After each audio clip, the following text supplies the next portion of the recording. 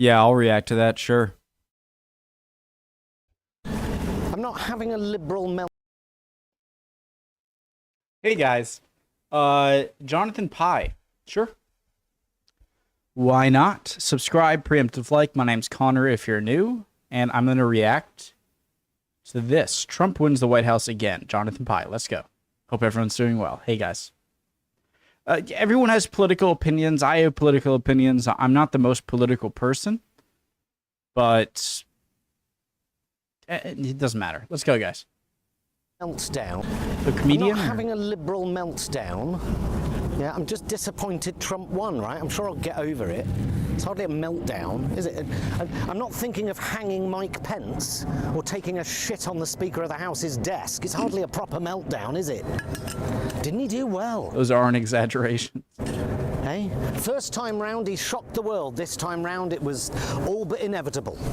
He has been given, as he says, a powerful mandate, a conclusive cross-demographic coalition, proving once again that just relying on the vote of city-dwelling, latte-swilling liberal women doesn't win elections. One of the Democrats' final TV adverts was directly to women, and it essentially said, it's fine to vote for Kamala, just don't tell your husband. Yet when you're relying on women to vote for you, don't patronise them by making out they're all wife-battered wallflowers. Because if you do that... I'm sorry. I laughed harder there than I thought I would. You will lose. So what we're doing? An explainer of the results. Every woman in America is just sitting there voting with their husband with a wife beater on and a cigarette and beer, like... I'm gonna stop talking. What? Like, he fucking smashed it. And she just spunked a couple of $1 billion up the wall on the most limp-dicked campaign in history. Something like that, you know. How long have I got? Okay. What about if you're genuinely trying to understand why America would vote for a convicted felon, a fraudster, a known liar, and adjudicated rapist who paid off a porn star with campaign finances and then lied about it? Stay tuned. Sounds like a typical American. All election, I've been asking, what are her policies? And the answer from Democrats has invariably been, well, what are his? Which is no answer at all. They had all the reasons not to vote for one candidate, but no reasons to vote for the other. Nothing on policies, nothing on immigration, no attempt to persuade the electorate that economically America is doing rather well, actually. Thank you very much. Once again, the Democrats have absolutely failed to effectively address the concerns of millions of Americans, particularly the millions who voted for Trump before and just voted for him again. Kamala Harris has completely ignored a genuine beef these people have. A huge section of America thinks the state is corrupt and wields too much power over normal people's lives and just serves the rich and the powerful. And they're not wrong.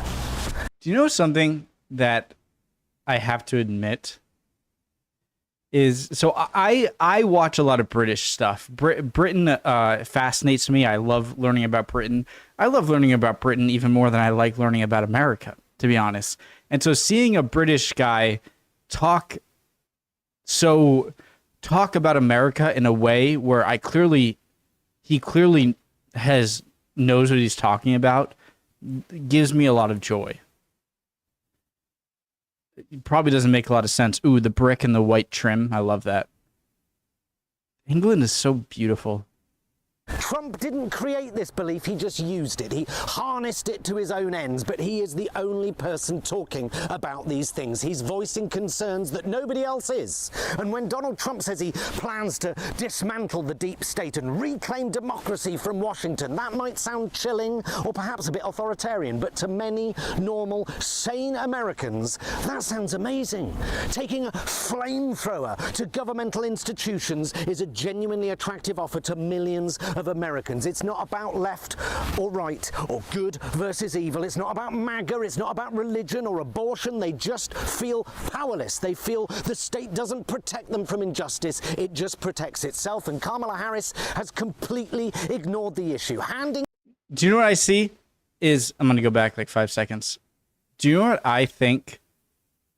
Here's what I think. Is that the people on the right wing side, the Republicans, and the left wing side, the Democrats, the people that are most vocal and on TV and giving their opinions are the ones aren't the people that are most vocal on both sides don't represent the majority of people. And so when you hear people on the right or on the left saying these crazy things, the majority of the electorate, the people who are going to vote, don't think about it in the same ways that the super obsessed people with politics think about it. And then when they win or lose, they're shocked. And it's like, well, people have other things. And so the people who talk don't represent a lot of the people who vote. I could have just said that. The people who talk the loudest don't represent the majority of people who actually vote. Do you know what I mean? It just protects itself, and Kamala Harris has completely ignored the issue, handing Trump the keys to the White House, as well as the Senate, and possibly the House in the process, whilst thinking we're right and he's wrong, and that's good enough for us. Shame on them. The feeling all across America is at least he's going to do something. At least something will change. If you're going to go head-to-head with a man who is willing to lie through his teeth to get elected, who will say anything to get elected, then you better have something better to say yourself. Instead, all we got was this puke-inducing on the sofa with Oprah bullshit. This election is about joy over hate. It's about... I love this guy. It's about Oprah bullshit. This election is about joy over hate. It's about lifting people up. No, it isn't. It's about who is going to actually do something, change something. You can't just run on sunshine and lollipops and just not being the other guy. If she's not going to do anything meaningful, then why vote for her?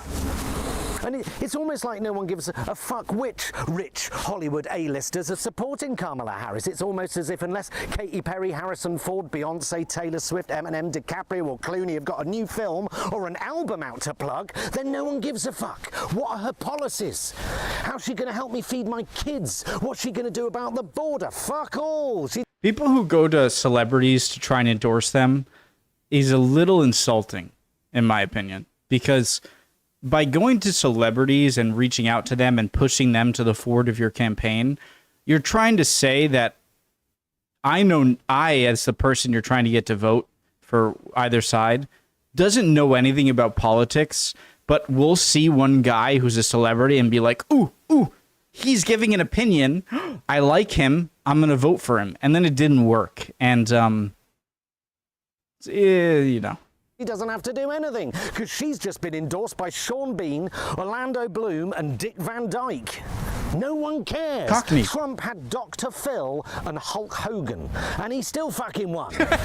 And with real-life Bond villain Elon Musk beavering away on X, spreading a flurry of slurry across the Gooniverse, and Jeff Bezos crouched in a filleting position ready to receive the royal orange...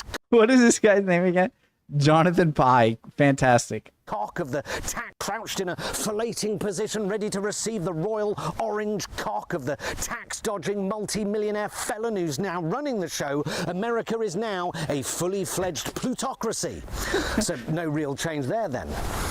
He will govern largely untrammeled this time. The drainer of swamps, the melter of snowflakes has returned to take America back to the good old days of lynchings, mass deportations and coat hanger abortions. An America where the denial of fact is government policy, where truth takes a back seat in favor of a brash, lying narcissist hell-bent on revenge and chaos.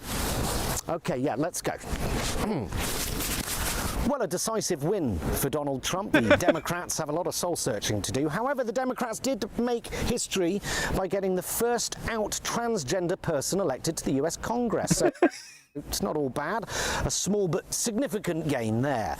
But when we take a look at the electoral map, has returned. I don't think any lies were told in this video. That's great. Okay.